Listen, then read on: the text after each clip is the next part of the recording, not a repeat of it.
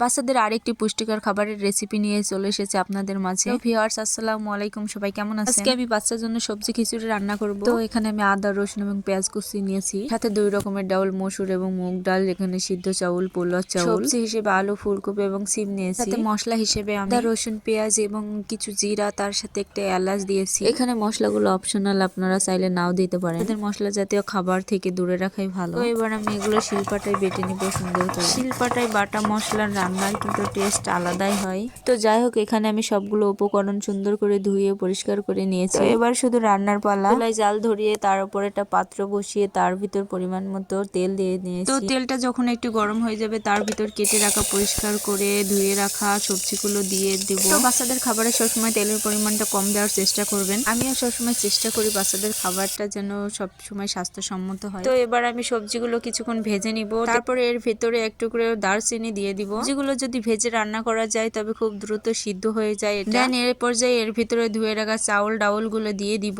এবং এগুলো সবজির সাথে কিছুক্ষণ ভেজে নিব। পর্যায়ে চুলার জালটা কিন্তু অল্প আছে দিয়ে এগুলো ভেজে নিতে হবে, কারণ খুব সাবধানে দেখতে হবে যেন পুড়ে না যায়।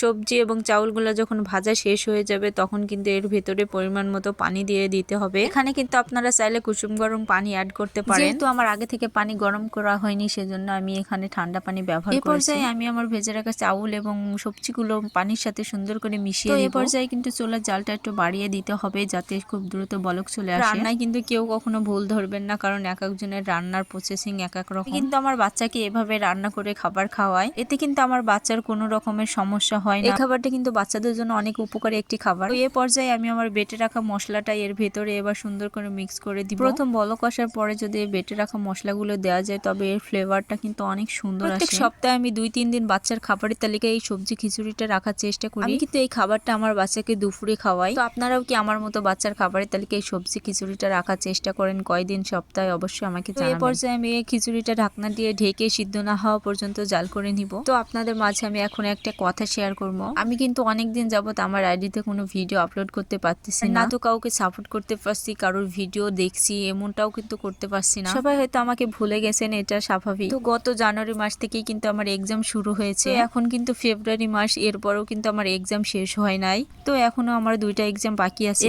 আমার সাথে 2টা আমার বাচ্চা আছে, তো সব সামলে আমি একেবারে সময় দিতে পারি না। তো এখন থেকে রেগুলার আবার আপনাদের মাঝে থাকার চেষ্টা করতেছি ইনশাল্লাহ। সবাই কিন্তু সবার পাশে থেকে ভালোবাসা দিয়ে যাবেন, তাহলে সবাই একদিন সফলতা অর্জন করতে পারবে। তো যাই হোক, এরপর আমার খিচুড়িটা রান্না কিন্তু কমপ্লিট হয়ে গেছে। এবার এটা আমার বাচ্চাকে খাওয়াবো। ভিডিওটি যদি ভালো লেগে থাকে এবং আমাদের চ্যানেলে আরো নিত্য নতুন এভাবে বাচ্চাদের পুষ্টিকর খাবারের রেসিপি দেখতে চান, অবশ্যই চ্যানেলটি সাবস্ক্রাইব করে পাশে থাকবেন। এই তো আমার বাচ্চা কিন্তু অনেক ছোট, সেজন্য আমি এভাবে ম্যাশ বাটি দিয়ে ম্যাশ করে খাওয়াই। দানাযুক্ত খাবার খাওয়ানো শুরু করি নাই। আজকের মতো ভিডিওটি এ পর্যন্ত। নেক্সট ভিডিওতে আবার দেখা হবে। আল্লাহ হাফেজ।